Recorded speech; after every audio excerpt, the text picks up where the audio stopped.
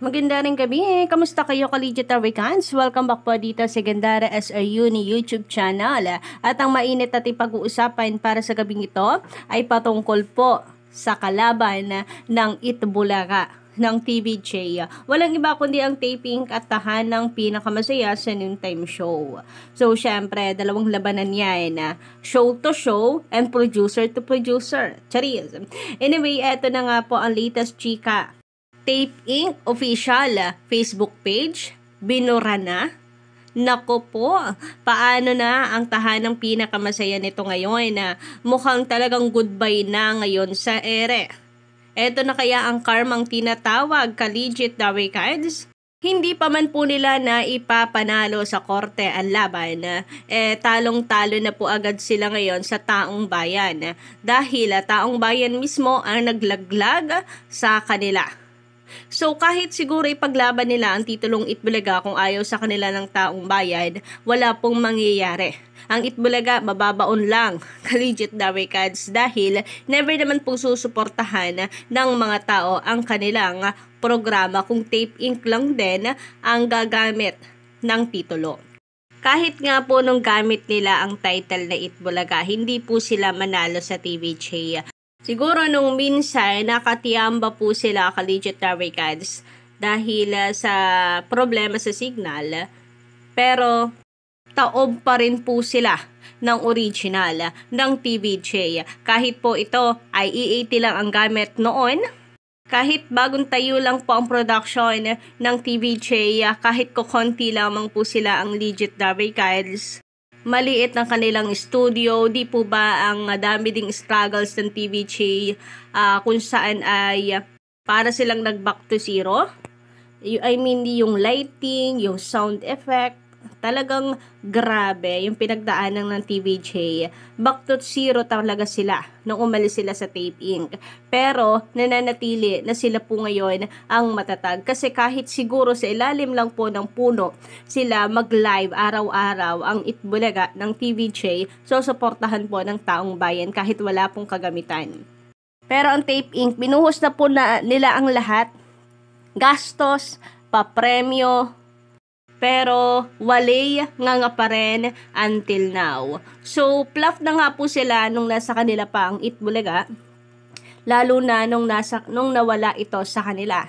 Tahanang pinakamasaya ang kanilang title, pero nauwi po sa tahanang pinakabalungkot. Well, tahanang pinakabalungkot naman po talaga mula't simula nang gamitin nila yung title na yan. Kabaliktaran Tahanang pinakamasaya raw pero ang daming problema. Talo sa korte, talo po sa IPO. And gayon, ang ending, tahanang pinakamalungkot pa din dahil ang official nilang Facebook page ay nawala na.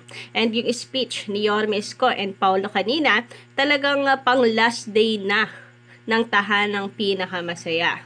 So, napansin ko indirect pa Hindi talaga parang yung speech nila, hindi pa nila klinaro kung talagang last day na nila. Pero siguro, yun ay may pag-asa pa sa puso nila na maayos ang gusot, ang problema at mapipigilan pa ang pagkategi sa ere. Kaya marami po ang nag-aabang sa ngayon, Collegiate Awakans. Sabi dito sa article ng PEP.ph, tuluyan na bang magpapaalam sa ere ang tahanang pinakamasaya? Tahanang pinakamasaya wala na sa Facebook. Tuluyan ng sisibakin sa ere? Kaagad na nadiskubre ng ilang netizens na pagkatapos ng live streaming ng tahanang pinakamasaya sa Facebook account ng Tape Inc. ngayong Marso at March 2, 2024 Sabado ay nawala ito. Naging palaisipan kung ano ang nangyari, lalo na't ang ibang followers nila ay nag-post na sa FB ng signing off. Ay, may followers po ba? Akala ko mga trolls lang yun Charis! Kaagad naming tinawagan ang ilang taga-tape pero hindi sila sumasagot. Hindi rin nila sinasagot ang message namin sa Messenger. So ito yung sinasabi ko po, kung talagang hindi rin nila alam kung ano po ang nangyari sa kanilang page, ay agad pong magbibigay ng statement. Lalo na't mga manunulat na ang lumapit sa kanila para tanungin ang nangyari. Pero since dead ba sila sa ngayon, ay ibig sabihin sinadya nila. na i-deactivate ang kanilang Facebook page, sign ng pagpapaalam. Kaya para sa mga bintangera at bintangera dyan, na mga tape defenders na hinak and minas-report daw ng TVJ supporters ang Facebook at kasalanan ito nila, bakit hindi nyo tanungin mismo ang executive ng taping since sabi ninyo sa inyo rin ang galing na may GC kayo kasama ang bosses ng Tape Inc. Sabi pa rito, kahit ang isa sa mga host ng Tahanang Pinakamasaya, si Paulo Contis, na hindi naman umiiwas sa panayam namin, hindi rin sumasagot nung una. Ay, ngayong hapon lang siya sumagot sa amin at sinabing pag-usapan na lang daw namin sa susunod na linggo. Bakit? Ganon kabigat ang nangyayari ngayon sa Tahanang Pinakamasaya na dapat sa Tape Inc. mismo manggaling ang statement ko ano ang nangyayari sa kanila.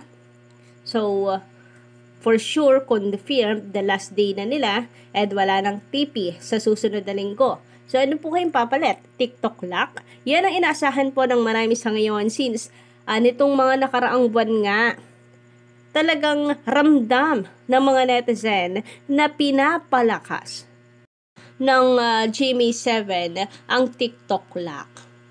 Sabi dito ng mga komentor, aminin man nila o hindi, nalulugi na ang company ng Tape Inc. dahil malaki ang ibinagsak ng kanilang ratings at patuloy na nangongulelat at low views on social media. Totoo po yan. Talagang ang unti.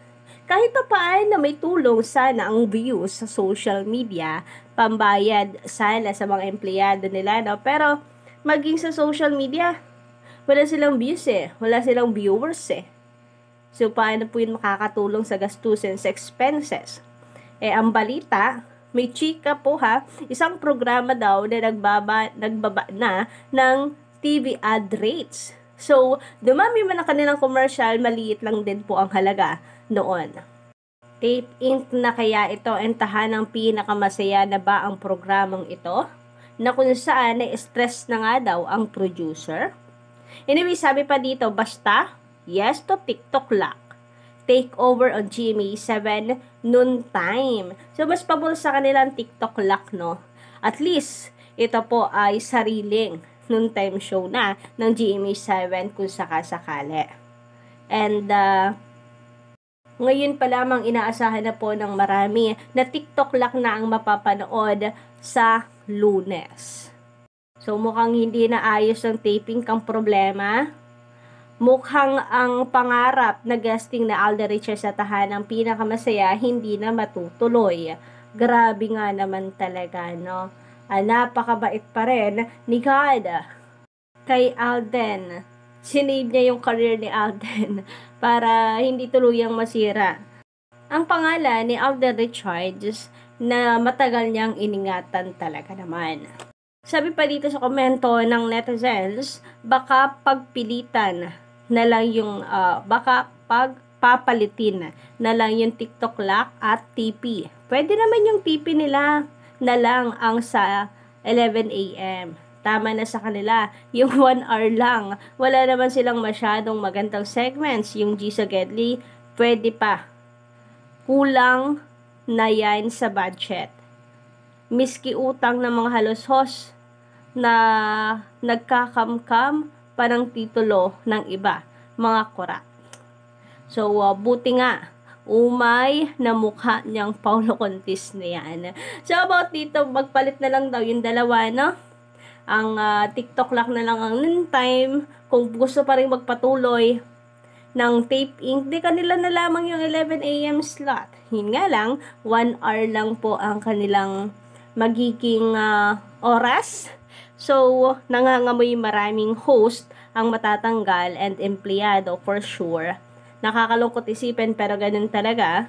And for sure, mas lalo po silang mawawalan ng advertisers kasi ang liit na po ng oras nila. Malalo silang mawawalan ng commercials niyan. And eto pa, kung totoo po ang chika na last day na ng Tape Inc. Collegiate Americans kanina ng Tahanang Pinakamasaya, marami pong nagastos ang Tape or marami silang nasayang na gastos kung totoo na sila po ay nagtaping na para sa Lenten Special. So, paano nila ipapalabas yun? For sure, may gastos na rin sila doon. So, wala na. Mababaliwala lamang po yun. Sayang gastos sa production. Pero wala eh. Yan po ang kinabagsakan nila mula ng bitawan nila ang TVJ. So, sinubukan naman na nila ilaban sa korte, talo sila. Sinubukan na rin naman nila na gamitin ang titulo, ganun pa din. Marami pa din ang ayaw sa kanila. Yung tipong hindi na po mapipilit nila ang taong bayan na gustuhin pa sila. Kasi yung hatred noon, until now, ganun pa rin naman. So, sinubukan na nilang gamitin ang titulo, wala pong nangyari. Sinubukan na rin nilang ilaban sa batas, sa korte, wala rin naman nangyari. So, maybe enough na. Maging sign na yon sa kanila na enough na. Tama na ang laban. Tanggapin na lang yung pagkatalo. So, yun lang po muna guys ang ating update sa gabi ito. Don't forget to click the subscribe button and notification bell para po sa iba pang mga balita.